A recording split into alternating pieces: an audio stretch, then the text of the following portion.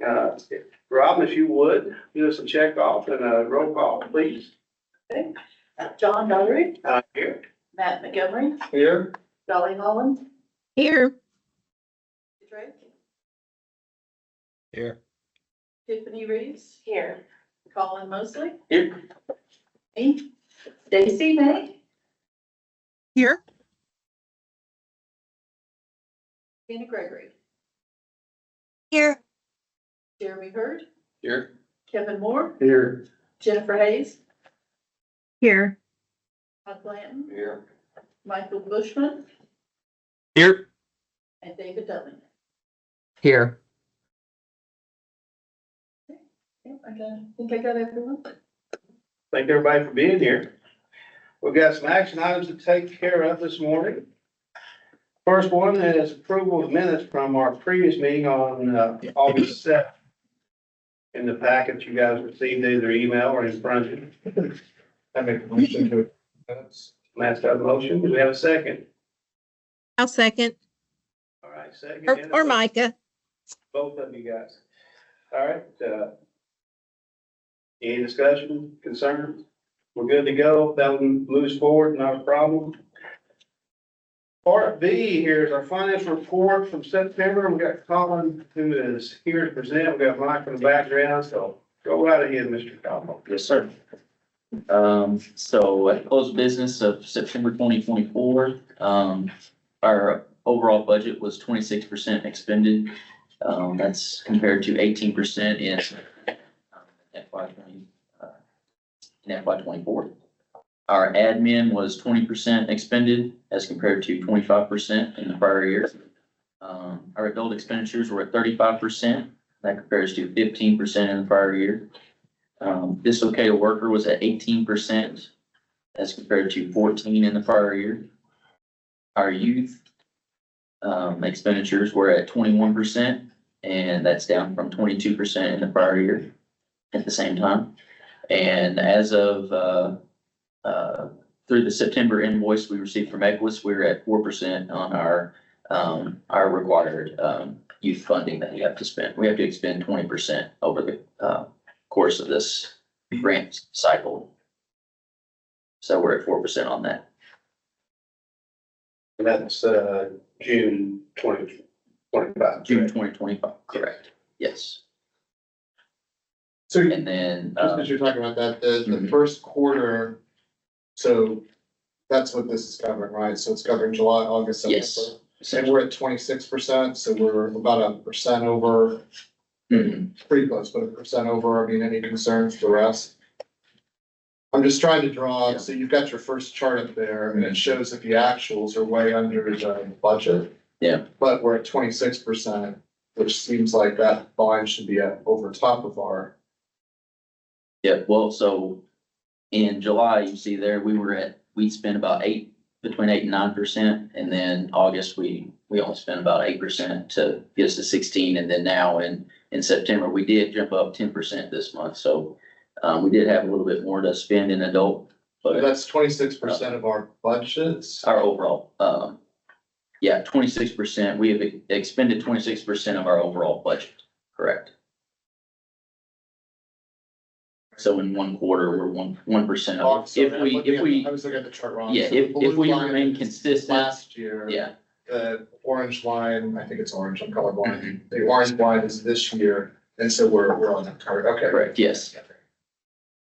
Yeah, I'm black and white, so actually, yeah, but that's correct. So, you know, at the end of the year, the target is we want to have averaged 25% per quarter. So we, you know, are exactly or maybe slightly less than our overall budget. And I'm thinking that time frame is when enrollments happen as well, so kind of uptick there, and then we're gonna have like a lull, right? Probably through, generally through like December time. Do we think we're looking good for the 25% between now and the next quarter? I don't see why not. Okay. We'll be in good shape.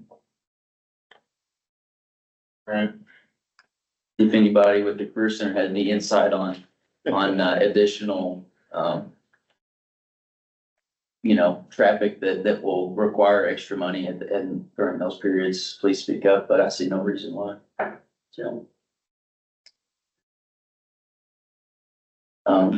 And then at the bottom of this page, we've listed out that we've got, the last invoices from Equus that we've got. So, our Equus invoice from August, we have received the funds for that. And I do believe, those funds have actually been sent. I'll have to verify that, but those were received last week.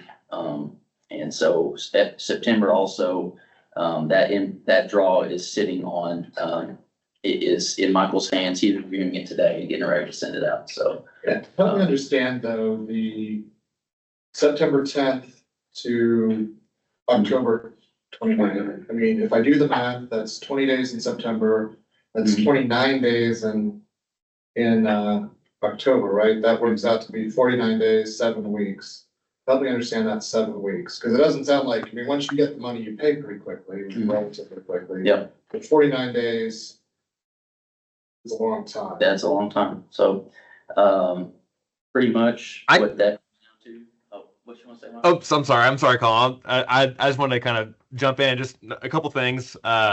Just quick, we did get, actually, like Colin said, we did just receive the money today for August. So I actually just sent that on and forwarded that on to Jennifer and Equus. So payment just was submitted. But I'll kind of quickly talk on the invoice process. Just, because it's not quite clear, like Matt said, just reading that cover sheet. So when we receive the invoices from Equus, obviously we do our review process. That's usually a couple days. And then we draw it down. If everything's running smoothly, we submit our draws typically in the middle of the month. So let's say this is August. Usually if everything's running great, middle of September, we can submit those draws to the state. They take about a week to review that, and then they will reimburse us. As soon as we get reimbursed, we go ahead and turn around payment to Equus. The problem is a couple things. Number one, we are only allowed to submit one draw at a time. So if there's a holdup, and typically the holdups are usually due to something like a transfer, the state has to approve these draw forms to us ahead of time. We're only allowed to use their approved draw forms. So if we get a transfer, that could be held up. We don't get draw forms until that's approved. So that's usually the biggest culprit on several months piling up. So we could have 2 or 3 months. Is there a statute that says you can only submit one at a time? Not that I'm aware of. That's the only they and they're actually draw regulations and procedures. They don't say anything specifically about that, but they will not approve anything until you have an approved draw form. They won't look at it. They'll send it back. They'll cancel it until you receive an approved draw first. So that's a great question. It's in terms of if there's actually regulations for that.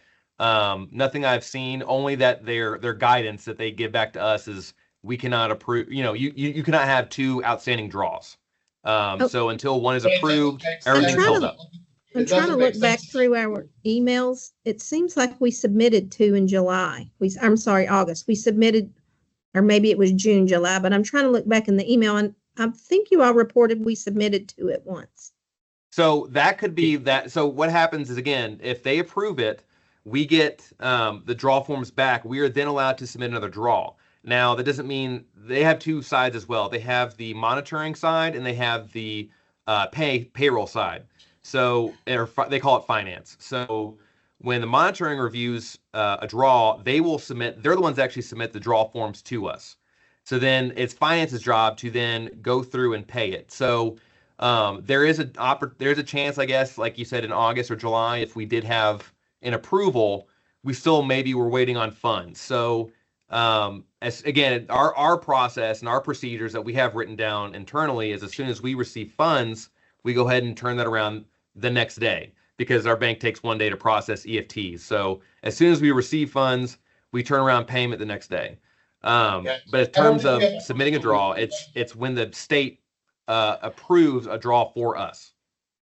Yeah, I don't think we have a problem with the payment. That seems to go pretty quickly. I think, but if you look at this, I've got 2 lines of data. That's all that you put on the cover sheet, right? So I'm gonna ask for a lot more transparency. But you put 2 lines on there. The second line says that you actually submitted the draw before you submitted the first draw, right? You've got a 10/28 date versus a 10/29 date. So Sure. it just, with 2 lines of data, I don't have the information to support that you can only submit one at once. Gotcha. So Okay. can I clarify something in here, Michael? Yeah, So, go ahead, please. just to be clear, so if we have not submitted an August draw and we're sitting on a September, we have a September invoice, we have our operating finished up, we've got all that together. We're sitting here, we've got August expenses we need to draw, and we have September expenses we need to be drawn. We can put all that onto one draw at that point. That makes it a little bit messy for the monitoring side, but we can do that. But I don't think we once, wanted once, we don't, Because- we don't. Because then your August payment is significantly delayed. Correct. I want to figure out But how I'm- to cut down that Yeah. 7 weeks of time. Yeah, So something happened in July, right, that is screwing up the process for you not to submit this August draw.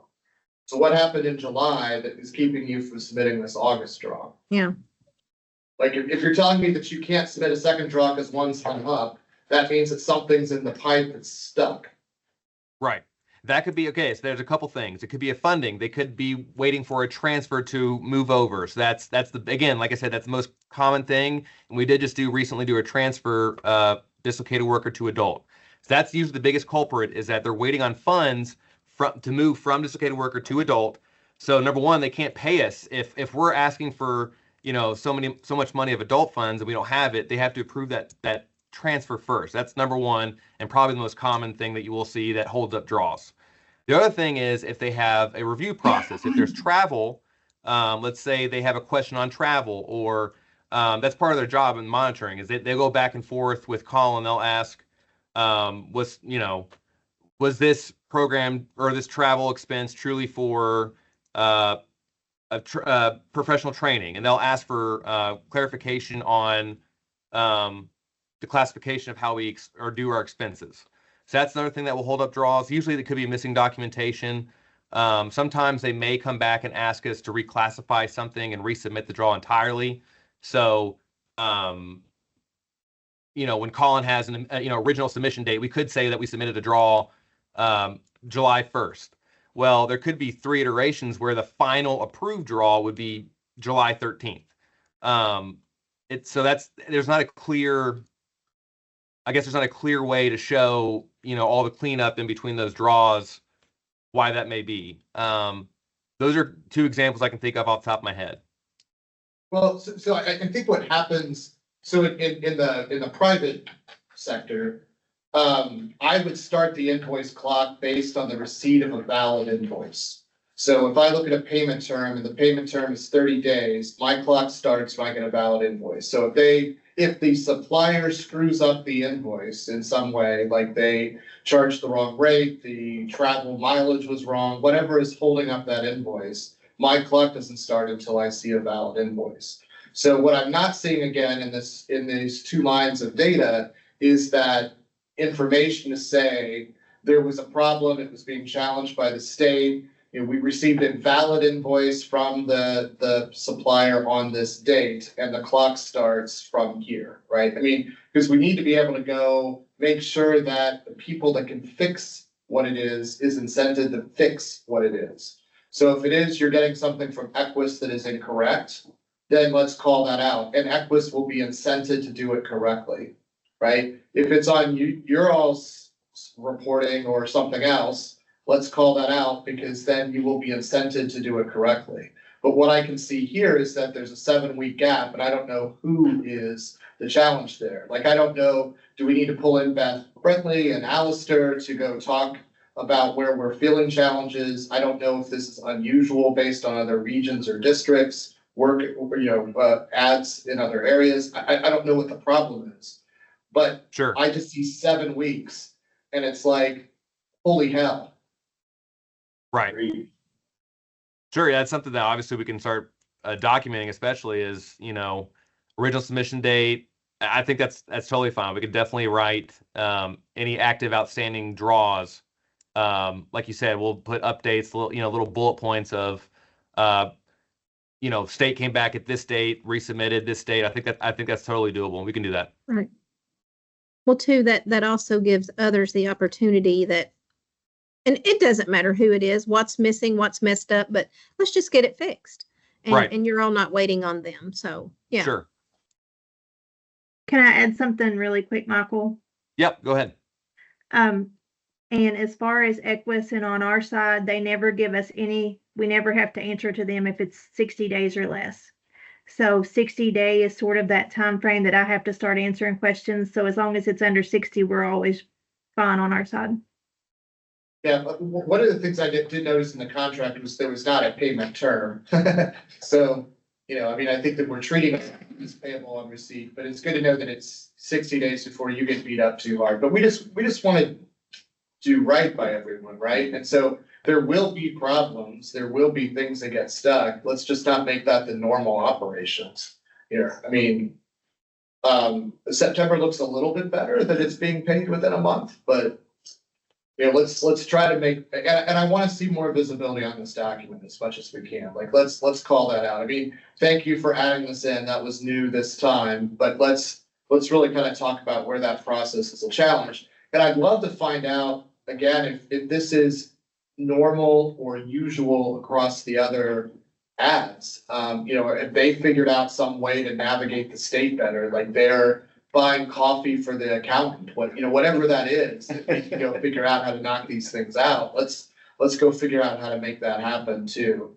Because I know we're all running really lean, and I want to be a really good partner, so that if we ever have a situation like we did over the last couple of years, that, because we've been a good partner, it's still good for people to work with us. Sure. Okay. So just for my clarification, I think we kind of got away from it in explaining, but the flow should be, we receive the invoice, we submit to the state, and then we request the draw. Is that the flow? Or do I have it backwards? No, that we receive the invoice, we go ahead and review, and then we request reimbursement from the state for that draw, or for, via a draw process. That's how we get reimbursed that's both our expenses, and that's also Equus expenses. So, yeah. And again, and the major exception that you talked about there was that if we don't have the funds allocated in the right bucket, we have to wait for that to happen. So if you're moving it from dislocated to adult or something, which I feel like we do, I didn't get that wrong, we do that every year, We've right? done that Every year, twice yep. this year. Yeah, can Always. we go ahead and ask for that to happen more proactively so that it's a known bump? And I feel like this Yes. administration is more open to us doing it than they were 5 years ago. right. Can we go ahead and just get ahead of that so it's not in your way? Exactly. That's something that I think I've mentioned in finance committee meetings and other, WIB executives. I always recommend getting ahead of that, especially now that that ELC is more open to transfers, like you said, than historically they were. It used to be where we couldn't submit a transfer until we actually showed a need. And so there was that fine line of waiting until we got a little low on adult funds, but not too low that we couldn't pay. That was always a headache historically, but now we don't have that issue. So if we're seeing a trend that we need those adult funds, go ahead and get that transfer in. Definitely. That is something that we always should do. Because again, that is always the biggest holdup. Every year, if you look since I was doing the draws, 2017, I would have month in, month out, no problem. Then all of a sudden, here's a draw, and then here's 3 months that are held up. That always seems to be the case. Is the transfers always seem to hold everything. And also, just a side note, if we submit a transfer and then a draw, they will not look at the draw until that transfer is approved. So we always try to get everything that we can paid first in the draw and then submit that transfer. But yes, Matt, to your point, we should get ahead of the game if we're showing any trend for using more adult funds. And the next meeting I see, and I may have it, I'm just trying to flip my calendar quickly. We have a finance meeting on December 4th. And the full WIB meeting as well that day.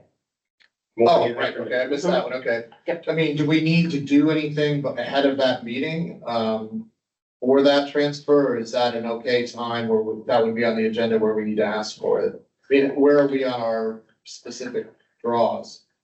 Oh, we don't need any more, we don't need any more transfers to get pushed through. We're in good shape. And, next week, I'm going to a training, and I think several of us in the, workforce group is going to a training at the state. Last year, they had this same training. And when we were at that, we were still waiting for our FY, grants, the grants that come dated October 1st. And, we didn't know where those were, and everyone in the room had the same question, every head. So we're gonna ask them about that, because we haven't got those yet. We're in November now, so it still might be a little bit early, but we're still waiting just to hear, when those funds are gonna hit. But, assuming they don't keep us until after the first of next year, we're in good shape with anything that comes up. Okay, So, so we don't need to act on anything like that today. no, That's what I'm, there's no urgency right now. okay. Thank you both very much. Thank you. Thanks. Hey, this is David. I had my hand up just to jump in from the cheap seats real quick. So just kind of summarize a little bit. So yesterday, John, we did what's called a gimbal walk over there at the Career Center, and it was really good. A lot of good participation. Dolly was there. She sat in on it for the whole day. That we discussed ways that we can get 1% better in everything that we do. So Tiff and Robin, this is one of the things that I'd like to take away as an action item to add to our list of things from the gimbal walk yesterday. And then if you don't mind, when you take that notes down in the minutes, if you can copy Kelly on it, so I can make sure that I have a tracker list that I can follow up on different things that we're working on. But to Matt's point, the workforce board is supposed to be business driven, and we're supposed to be adopting business principles that are good for the public sector and the things that we're providing, the services and the public goods that we do in our region. And so, obviously, 49 days is completely unacceptable. And that just doesn't, even if it meets the definition of what Equus is willing to accept, and appreciate Jennifer's, patience with that and being our intervener to make sure that we're on track. It's still not as good as we need to be. We need to be better.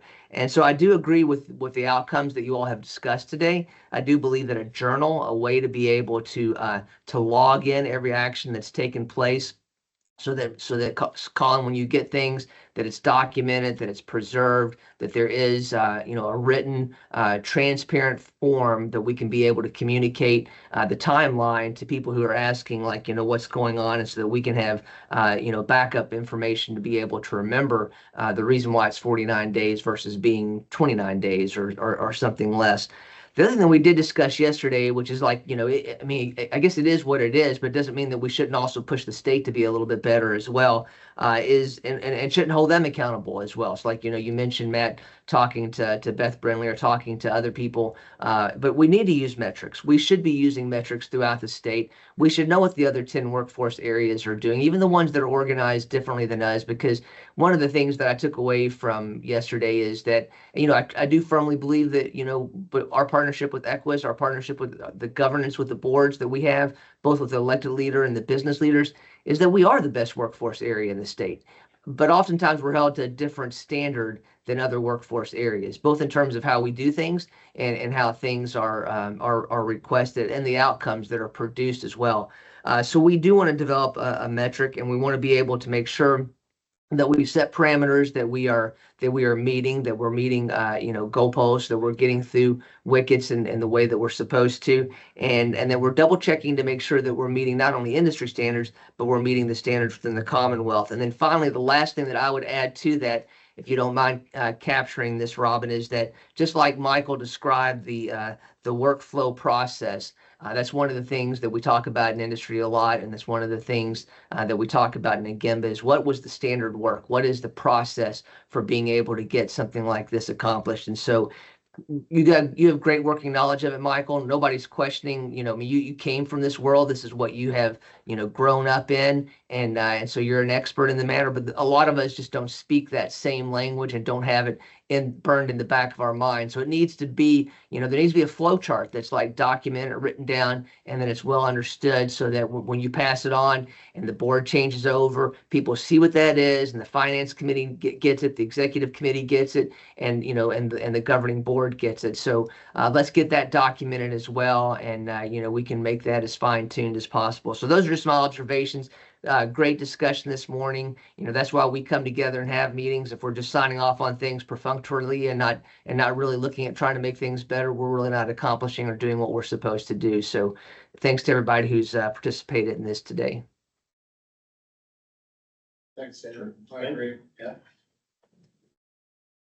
I like it. Colin, I don't think you were done. You got more to talk about, don't you? I was just gonna add that at the end of this, we do have our current balances of the grants that we have available at the end of September, so. Just at the very top, it says current grant balances. I'll just remind you on the far left, it'll say like, for example, FY 24, 274, Y224, that is a youth grant. And on the far right, it's gonna show budget balance as a column, very far right, budget balance, that's the total that we have left in that grant. So, if you wanna just notice what we've got still, that's what that's used for. And this is again, I mean, it looks like adult.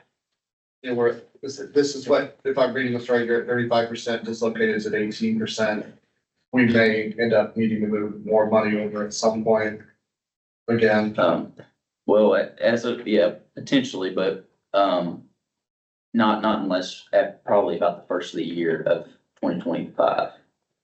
If we have not received our FY grants yet. okay. So when we get those grants in, we should be in good shape. We will probably around January need to do some type of a transfer of dislocated worker. We'll have to double check how much. We won't know that by the 4th of December though. No. But there will be an update. Unless on they tell us how much they've got the for us, so. October funding that comes through. The problem is, it's the same thing that happened last year. The DOL formula for figuring out the state formula funds has 6.2 is what the unemployment rate is, right? For the way those formula funds are divvied up. Well, whatever you have lower than that is what caused issue with DOL to say, we've got to refigure out how to give those funds. But hopefully in the training next week, we will have an update on those funds coming through, just like we did last year. I mean, I just think our point is that if you find out this week that you probably will need a reallocation, let's get it on the books. Go ahead and approve it, even if we don't ultimately need it, so that we can not have that to be the barrier to getting these invoices paid. I was looking at our last 2024 schedule of meetings. And it looks like the first week of February will be our next executive. We need to have that in January to take care of this conversation if we do need to move. It could be, everybody wants, just to, I mean, that is a long time, so if everybody wants to do it. All right. So you wanna do a special called meeting in January? Well, that's, Or do you wanna hold it until we find out what's gonna happen, what we find out next week? a special call We meeting. haven't scheduled for next year yet. No, we're gonna be. Oh, I see what you're saying. Yeah. Okay, so, Later when we yeah, talk about the dates, you can just choose what you want. We consider January. Or we can look at December 4th and you can let us know at that point what we look like, and then we can do a special call meeting. And keep our, standardized schedule. Okay.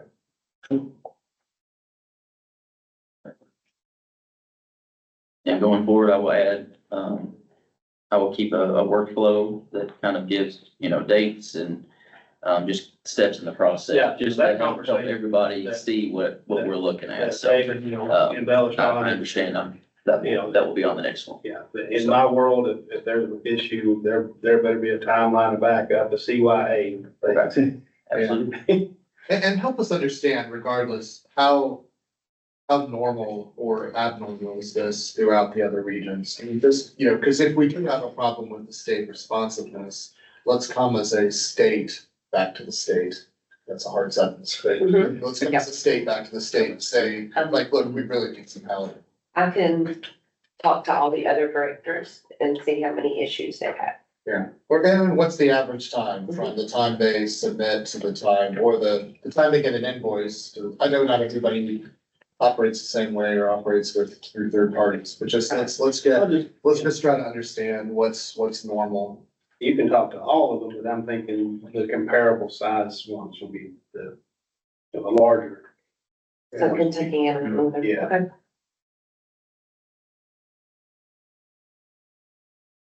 I make a motion to approve the budget or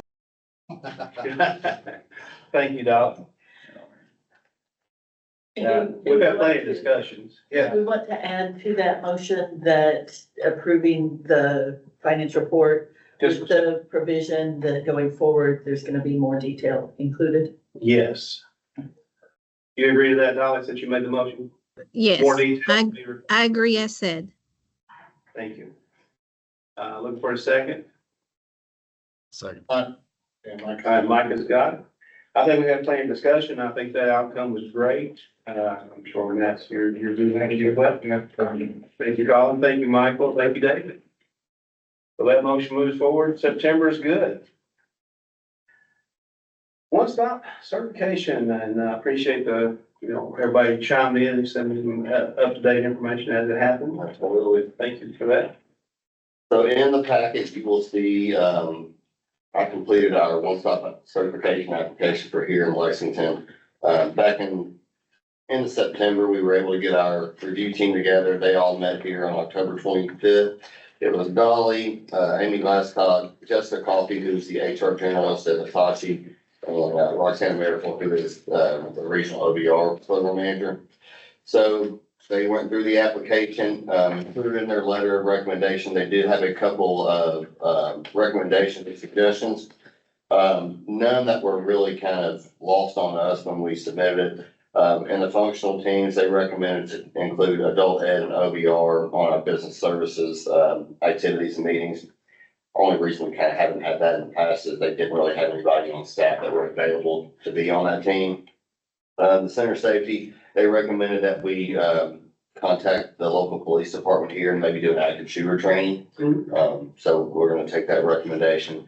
And then installing a ADA switch on the front door, which we've already been in talks with the folks at facilities to get that done.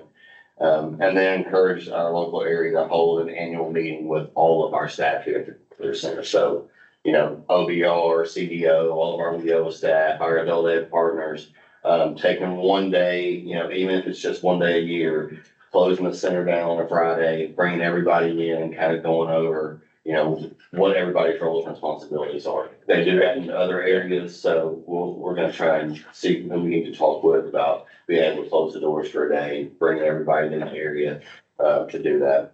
But those were really the only recommendations they've had. So I've taken the liberty, John, of having Stacy draft a letter from you guys. So if you approve this today, John, if you'll sign this, we'll send this on to the BGWIB for approval. Their next meeting is November 21st. They need this by the 10th. So if you sign it today, I'll put that meeting in order first. we'll get this in their hands to be on the agenda on the 21st. Anybody got some additional information about that? Dolly, you was part of this. You got anything to say about that?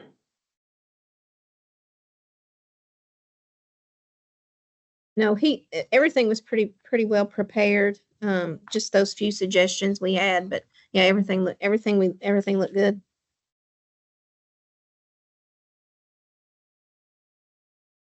And, looking for a motion. If anybody, unless it's a motion, all right, Matt's got a motion.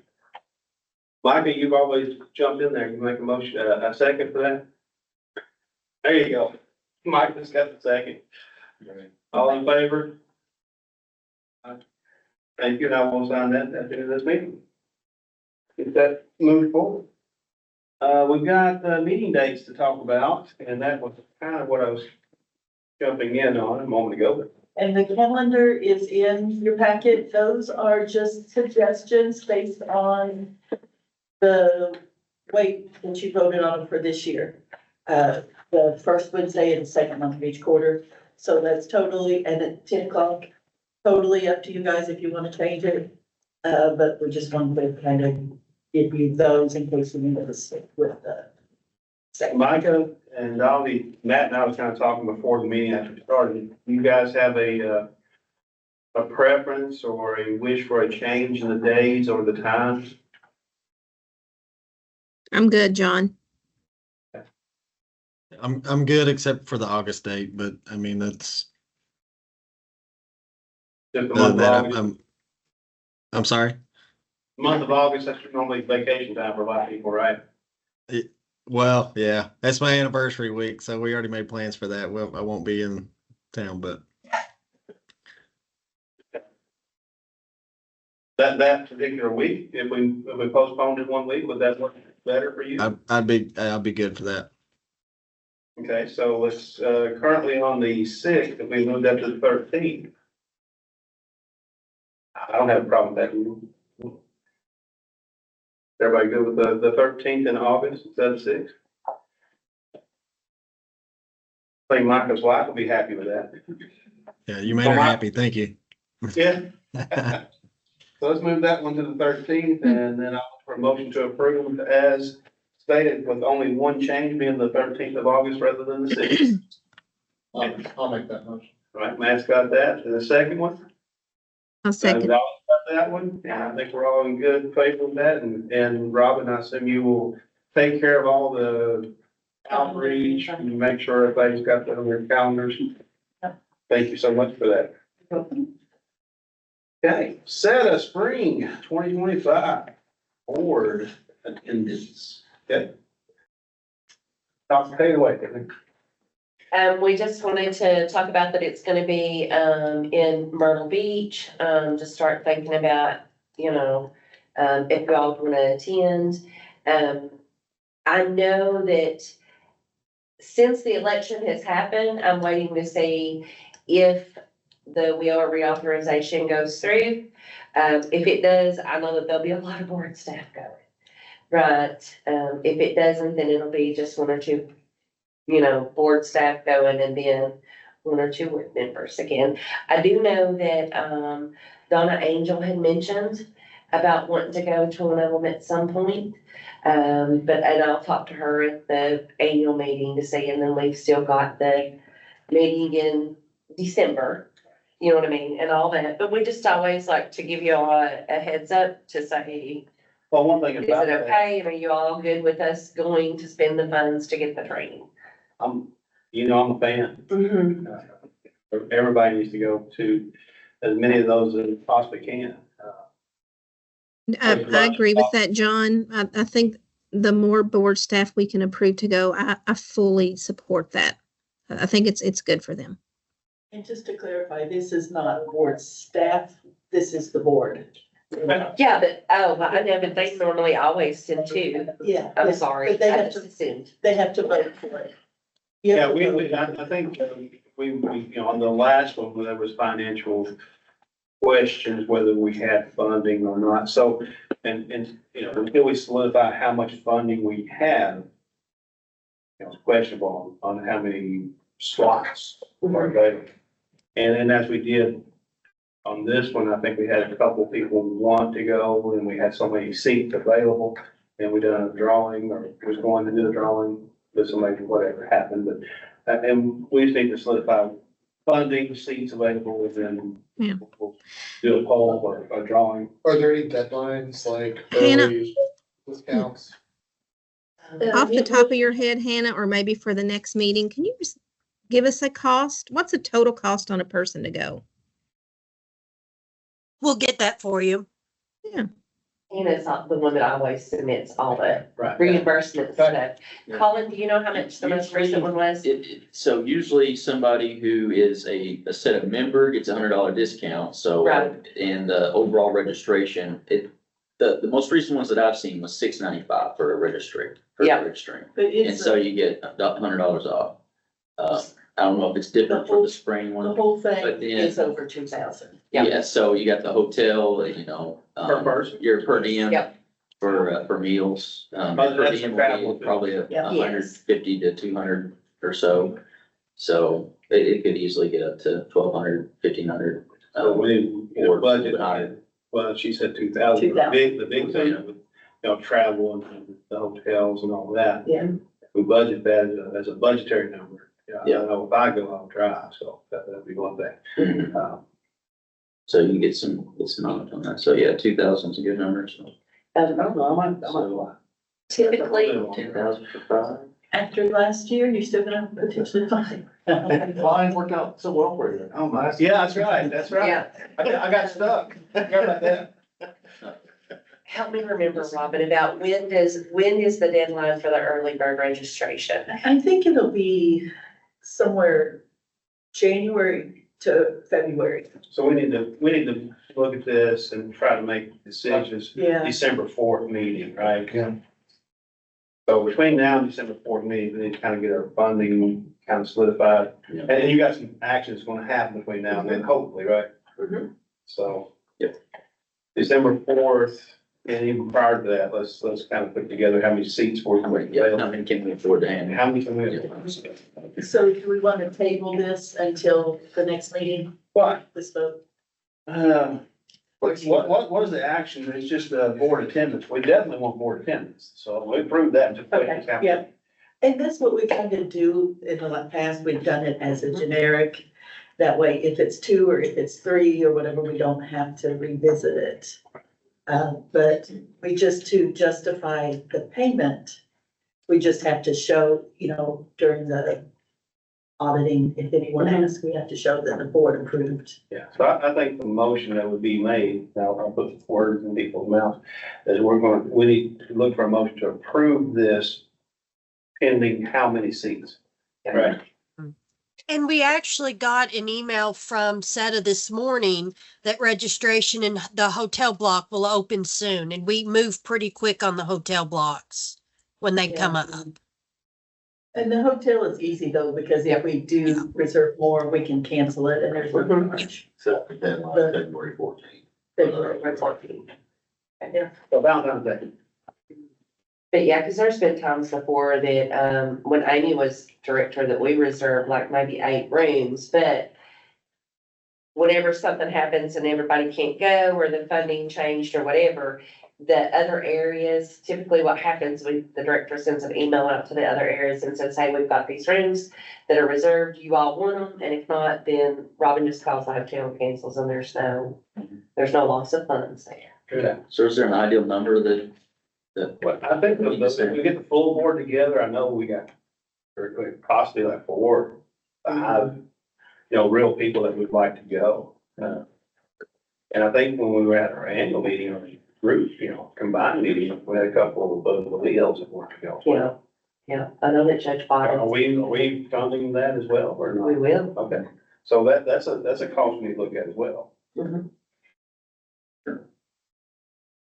So if we're wanting to send up to 8 people maybe? I think 8's probably a good number and might have plus or minus, most likely minus due to people's schedules, but 8's a good budget.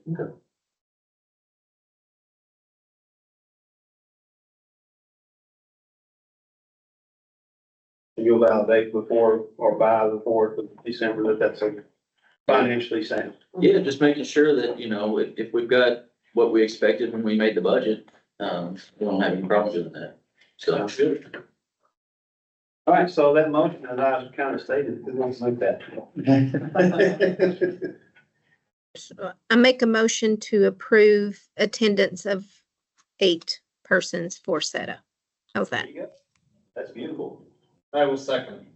Thank you, Matt. All in favor, Micah? Good, all right. Moving forward, now we get to the fun stuff, informational stuff. Status of the DP, DSP and OS, there we back. The RFPs. Yeah. Yes, the RFPs to go out. Me and Stacy worked together on the, WIOA law has not changed, right? There's no changes that needs to happen with the RFP as far as wording and verbiage. We had worked together to get anticipated dates. The original, it'll be released out on 3/14. The press release will go out on 3/14. The public advertisements will start on 3/14, and this is all 2025. Written questions will be due on 3/21. The posting of the final questions and answers on 3/28. All proposals will be back by 4:30. The evaluation panel review, that's what we need to talk about. I've got to talk with Judge Bottoms whenever, because in December, we have you all, the full WIB, which the committee is you, John, Matt, and Trilly, Judge Bottoms, right?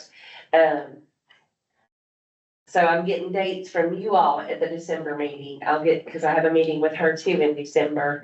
They have their ad meeting then for the date in May for you all to review. Everything will be online. We can have a Teams meeting. It's not, Yeah, I like that team view. yeah. May will be our final review. Yeah, I was concerned it was gonna be much more urgent. No. So, No. my apologies, I was like, okay, like, where, Yeah. yeah, no, it's not till May. No. Because in once we have that meeting, the evaluation panel review, right, then the notification of contract recommendation, is on 5:30, and then the contract begins on 7/1. But it's just like, it would have been different if there had been changes in Wiola law or the guidelines or anything like that, but it's just the same. Right now, here's the iffy part of it. Let's just say that they do reauthorize, then, me and Stacy will work together to reword it, you all will get the draft, you know what I mean, and all that to approve everything. So we'll have to go through that before the March date. So Yes, yep, I can go ahead and send this out to you all. when will you know that? It will be announced on the news, we'll all probably find out at the same time, and we'll either be happy or we'll either be in the lead. I don't know if you've read any of the, A Stronger Workforce for America Act, but it's basically,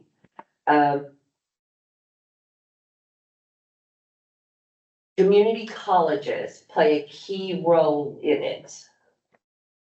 Hence the 50% of your funds have to go to trainings, to ITAs and all that stuff. So it depends on how you view certain things, if you'll be happy or not, but it'll be something that, I mean, they'll vote on it, it'll come on CNN. That'll be as quick as I know, you know what I mean? And then I'll send it out and let you all know. But I have got more communications and stuff like that from Bob and things that I do think that it'll probably get pushed through sometime in December as either an ending thing or I do think it's coming though. And as quick as I get. General session, December, June, January, February. Keep out on a bill number if they had one. I didn't send it. Yes, share it with I them. said all the stuff you got. But the one thing that I am not concerned is where they do have, in it is 50% of your funding does have to go to the training. You can't spend more than 50% on staff. Bluegrass doesn't do that anyway. The other areas are panicked out about it. We spend more on client services than we do staffing. So I'm not worried about that at all. So. Okay. All right. Any questions for Tiffany about that? I think Matt and I are the only ones that really, invested within this review process. Right. But I'm fine in May. I mean, I've got a couple things going on Memorial Day week. That's the end of the month. Probably not done before then anyway. Yes. All right, got Kevin up to talk about the monitoring report. So the state has accepted our monitoring report, which we submitted on the 23rd. This is all in your packet. Prior to that, we did perform a couple trainings to address the issues that were in the monitoring report, and everything was copacetic after that. So No issues? no issues. And then I'll be attending the meeting next week, Hannah and I and Colin, to see because there is a new staff of the state that's doing the monitoring. So it's going to be interesting to see what they have to say next week. about how things will be going forward. Are you gonna talk about this in the December meeting? Do you want us to? No, I'm just asking. I mean, cause it's so minor that Yeah. it's, in some ways, talking about it raises some confidence that. Yeah, things are going well. there's like little bitty nitpick things within the report that, it's really not an issue, but Right. somebody looking at it might say, well, Yeah. I just laugh when you're like, oh, just a lot of costs, that sounds really bad, $50, right? You know, that kind Yeah. of stuff, you're like, Well, there's $6 because we paid somebody for their lunch. yeah. Right. There's But 30-minute lunch, and I get that, there's rules and guidelines Right. on it, you know. In so, 2021. Yes, Yeah, so, no, so I mean, I'm not concerned about it at all. I mean, I think if people on the board are relatively used to being audited, they would be very comfortable, but I just was curious if you're gonna raise it. You don't need to, it's just kind of nice that you feel like. well, you know, a blur, simple statement, since, you know, the executive committee's here and we see there's really nothing of substance to say, yeah, we had an audit, we got a good report. Yeah, That's done. that would be a good, Yeah. that'd be a good thing to say. All right. Now we have Jennifer up to talk. Hey, Jennifer. Can you all hear me okay? Yes. All right, I'm gonna turn my camera off just because my internet lags. You'd think it wouldn't in Richmond, but it does. So you'll have the September monthly report in your packet, and every single month I give one of these monthly reports to TIF. And it's basically, it sums up what the direct service provider, what the frontline team's doing out in the communities. And so our goal every single month is to touch every single 17 county in some capacity. And so this report reflects that monthly. So for September, I included our enrollment numbers, which is right on track. Once a quarter, I also include performance metrics because that's whenever we submit those to Tiff and her team. So in September, I submitted exits and credentials for adult and youth, and all of those numbers are great. Our goal is 75%, and we're above that number in all of those. And then one highlight for the month, well, actually I have two, one's not listed, but I think it was a great opportunity and staff really enjoyed being on site with WIB members and LEOs at the annual joint training for the reentry simulation. I think it's a great experience for them to be with you all and for you all to be with them so that you get to interact. So I appreciate us all allowing that to happen. And then the second highlight that's not listed in this report is that we had an initiative in Estill County for CDL training, and we partnered with BCTC to bring CDL training to Estill County so that those individuals didn't have to travel out to Lexington or Winchester or Berea to get the training. And so it was a success. We had 3 individuals start, and we had 3 individuals successfully complete that training. So it's the first time that I ever remember us working with a training provider to bring training inside a county. And so we hope to do more of those little cohorts in our county groups, but our very first one was a success. And so wanted to highlight that in the report. And then in the report, you'll see all of the outreach and the meetings. And like I said, the goal is to touch 17 counties every single month in some capacity, whether that be libraries, adult eds, recovery centers. A lot of the counties were involved in what we call an interagency meeting. And those interagency meetings happen, say, once a month or bi-monthly.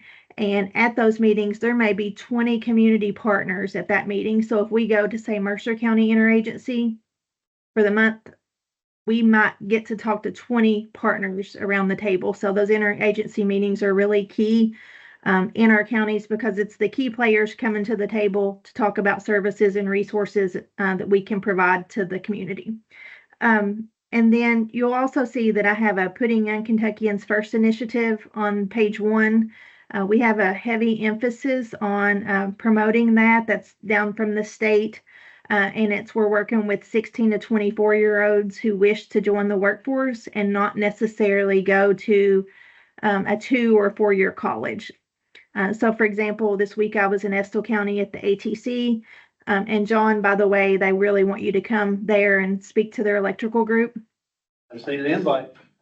And but we're looking for those, trade individuals that just want to be welders, electricians, auto mechanics, so this is a big initiative that TIF's given to us, and we've launched, and we've hired a case manager, Angela Morris, to be the case manager for it. So you'll be hearing more about that. But our goal for the year is to put 200 young adults into the workforce.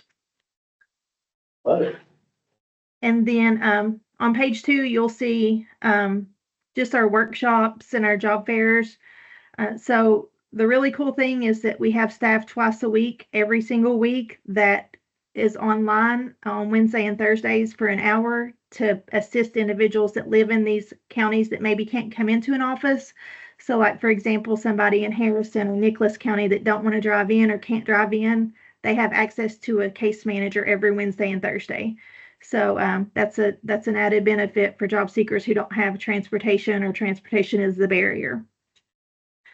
And then there's over 2 pages of success stories, and so we've really ramped that up. And I have to give Tiff all the credit for that, because she started giving staff money and gifts, and because she offered prizes. She My started favorite was just Jeffrey Matinga yeah, he's really excited. So yeah, these are all great. Yeah, well, we've had success stories the whole time. Like, success stories aren't new, but they are new to the report because, Tiff's giving away $100 gift cards once a quarter. And so now everybody wants to submit one. And she said, if they give a picture with the success story, she gets to submit their name twice. So like, now we get pictures. But the one that I really wanted to highlight, and then I'll wrap up the report, is the Christopher Foister. And so he was a participant at Shepherd's House in Lexington, and he's under a special grant. We call it the Quest Grant, where it's a partnership between Shepherd's House and Clay Ingalls. But he was a 5-time convicted felon. And so we enrolled him and pushed him through a work-based learning program at Clay Ingalls.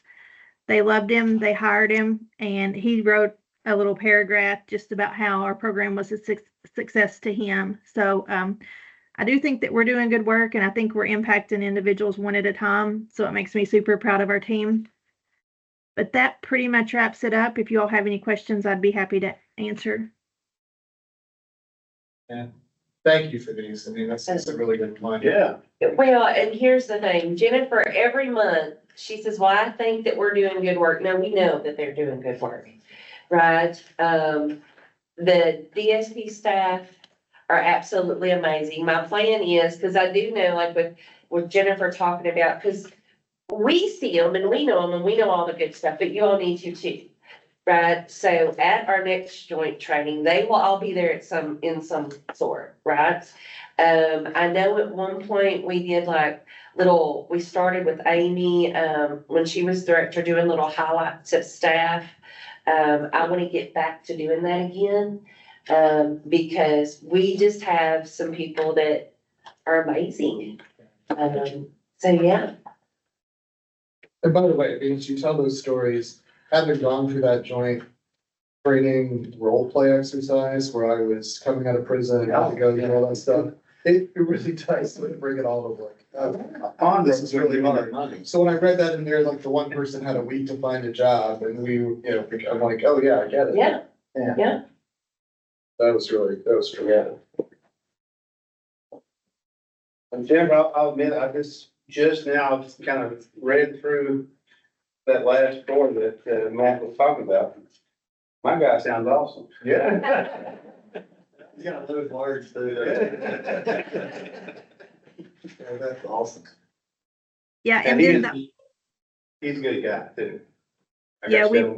we appreciate you working with him. He was really good. And then the only thing that I'll add really quick is that, Tip was bragging on the team and talked about how awesome everybody is, but, 9 of our 11 frontline staff were hired in 2024. So Wow. if that's not totally cool to you all, like give them 2 years and then see what they can do. Because we always say that it takes like 6 months to 12 months to really learn the job. And so the vast majority were hired this year. So if we're doing good things right now, wait till next year. That's awesome. Great news, love it. Hey, this is always my favorite part of the meeting. This part when I get to hear Jennifer and get to hear Todd talk about what they're doing and what the outcome we're at, why we're here. Yeah. You set a high bar, Todd. Yeah. You gotta go after that. I can beat that. I don't have the successful ways. So in your packet, you'll see the September's report. Rather short report. I spent a lot of time, working with the comprehensive application and, we've been working with Cody right now, which used to be R. Donnelly in Danville. Yeah. Starting in October, they're laying off 266. They're closing out their operations up there. So, late September, rolling out that with them, started talking about some planning. A lot of their people have been there so long, don't have a resume, don't have a lot of computer skills. So September, we had an initial meeting with them. Starting in October, we've had staff there 2 days a week, offering resume assistance, job search assistance. We did the rapid responses last week. But it's a lot of people that haven't been out there looking for jobs in a long time. And so, with us being there, their management had worked with some other areas in other states and doing rapid response services. And we're just thrilled with how we were able to kind of drop everything that we were doing, provide staff out there to kind of help them get a leg up on the process. So those started in October. You'll see on the September hiring events and VR events, foot traffic and referral numbers are still, through the roof. I mean, 170 referrals. Those are just referrals that we're getting in for WIB services or basic services. So that doesn't count the folks that are just coming in that we may help in the resource room or may talk to that day. These are people that want a little more one-on-one services. So still getting busy. I anticipate that it's going to continue to be that way. I mean, even like you guys mentioned earlier, even in the lower December, the months where things seem to not be as busy, this place is still popping because you get people that are on temporary layoffs that might think about, well, maybe do I want to do this every winter when I get laid off for 2 or 3 weeks at a time? So it's always busy. But you can see all the numbers there. And now that this application done, John, I'll have you sign this when you get done, and we'll see you there probably November, I think. Yeah. At the Hayward. Yeah. I promise to. Smile and look pretty, because you have to take a picture. Oh, yeah, okay. I'll be there. And I will say one more thing too, just kind of update everybody. So we're still we're playing the waiting game in Richmond. We've had some space at the Richmond Career Center that we had leases. And when we had the reduction in force, we had some empty offices. So we've been letting adult ed and OVR occupy those spaces kind of in kind. It brings more people through our doors. But the goal has always been to get a contract in place. There's been some key people at facilities at the state level that took different positions or retired. So it's not been as smooth as potentially it should have been. I went and did a walkthrough with them September, I think. They identified a couple things they needed fixed. The folks at the state came down and fixed those on their dime. I just had to reach out and I was like, look, can you guys take care of these things? They came down and knocked those out. We've got some emergency lights that need to be replaced. I'm working with the leasing agency to get those done. But as soon as all those are wrapped up, they'll issue the certificate of occupancy and we'll be, receiving rent for all the space that OVR and adult ed occupy. Here, I got the contract in place? Okay. That's awesome. Just waiting on, once these couple items are knocked off and we send pictures, they'll send for secretary soon. And I know that at one point, Connie had talked about the state actually sending a CDO staff down there maybe once a week. So I'm hoping that still happens, but we just gotta wait until everything get done before we get it in place. On open discussion, just, anything big we need to talk about for the December meeting? Anything on the agenda? Done for the deep dive of the strategic plan. We'll go back over that on where we're at, you know what I mean, on that stuff. I'm hoping, in December, we will have an update on 2 new initiatives. One, or more traction with it, I should say, because we're just working on the nuts and bolts. Kevin's working with the BCTC refugee program, that we're hoping to do a small initiative with them for CNA. And then Robin has been working with the Child Care Council of Kentucky, that we're trying to get some training to where individuals can either get their certification for to work in a child care center. But my end goal is hopefully we can help them, individuals, get it to where their house is set up to where they can do in-home daycare. Because we have the one person does the one in-home daycare, we get that set up. That's technically 6 families that they're helping or more. That was the biggest thing 2 years ago with the joint training, was Yeah. the counties that just didn't have any childcare. Yeah. And so, yeah, that's great. That's So great. that's, How are we on board member, or are we fully? I don't keep this. That's a good question Stacy? to review, yes. Do we look for new replacements or people to be renewed? right? On What was board the with question? I'm sorry. the board members. I know that we have 2 that we're looking to replace. We have reached out to, you know, Jack Connor there in Scott County, you know, Jack. You probably do. We've reached out to him to try to get, you know, someone else from manufacturing. And then Rowley had reached out to, I want to think it's someone in Lincoln County.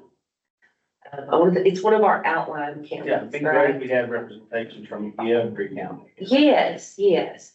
So we're working on it. We're I working just on wasn't it. sure how we were doing. Yeah. And So, the Stacy. existing ones, how are their time slots looking? Because they have to be updated. Stacy, did you hear I him? can't hear. There's like a buzz. What was the question? He's wanting to know about how the, on the board members, right, like their time slots. Like when There's they no- expired? Yes. Oh, yeah, the vacancies only opened at the end of October, and members are on for 3 years. So I'm not sure what your question was, but hopefully that one of those answers Well, it. The timeline for all of our board members, Mhm. their sunset time happens different times for the different ones. Oh, Do we are you asking for like an updated list of Yeah. when those? Yeah, okay. I can get that out to you. Everybody is up to date through, I think, spring of next year. We have a couple that are coming up in spring that I need to reaffirm, but the primary times are around March and April, and then October are the 2 big times when we have people that have their times expire. Right. And just for, you know, the executive team, Mhm. it'd be nice, we used to get like that on a spreadsheet. They also had their company and their contact information as well, just in case we want to reach out to them as well. Yeah, we can get you an updated version of that. I believe yeah, we've got that setting out there. We can get that out to everyone. That's the request. We get it. Right. Kind of in adding to that, and this is something John and I talked about after the last SETA meeting as we were sitting in the airport. I've kind of mentioned it to Tiff, and I don't know if this is the appropriate place to even ask or see if it's a possibility, but we talked about putting together a succession plan. So when something key positions become vacant, who fills those? I don't know if that's the appropriate place to ask, or if I'm even asking that appropriately. You recall us talking about that, John? If that tags onto that list I'm asking for, so we can see who's sunsetting and who may look for succession, and we can help with that, you know, outreach Yeah. if needed. Yes. but I think I would like to see it go a little deeper to maybe even go into staff. I don't know if that's a possibility. Yeah. That is actually something that we had started drafting up a couple of years ago, actually under Mabel. And because, you know, everybody was aware she knew her time was temporary and planned it only being temporary. And we had began drafting that. I don't know how far it got, so I can go look at my documents to see where it is. And it may be something that if I have enough information together, because honestly, it's been since 2018 or so. I can get that out to you guys and maybe you guys can begin working from there to Okay. see how you guys want to do that. But yeah, Thank you. it has definitely been something that we've talked about in the past. Okay. I'll probably reach out to John and Tiff. I continue to go to the resource alignment meetings. Debbie Link and I are going to those. They presented some workforce funding spreadsheets last week that are way over my head. So I may reach out to you guys for guidance and questions on those. I'll email you the spreadsheets they sent to see if I can get any feedback for when I go back to that meeting in December. Yep. Okay. That's all I have. Thanks for letting me take 10 minutes of your life you'll never get back. I'll just make this statement. It's over your head. It's probably well over mine as well. But we got Tiff and Yeah, others. and it specifically said to reach out to you, John, so. I might have to reach out to others. All right. May have to pull you in on that, Matt. I'm learning the acronyms, because people say them, I can actually translate them in my head most of the time. So, yeah, no, very good. Well, I make a motion if we adjourn. Thank you. Good meeting. All right. You got a second? second. That's you. All right. Thank everybody for being here. See you guys next time.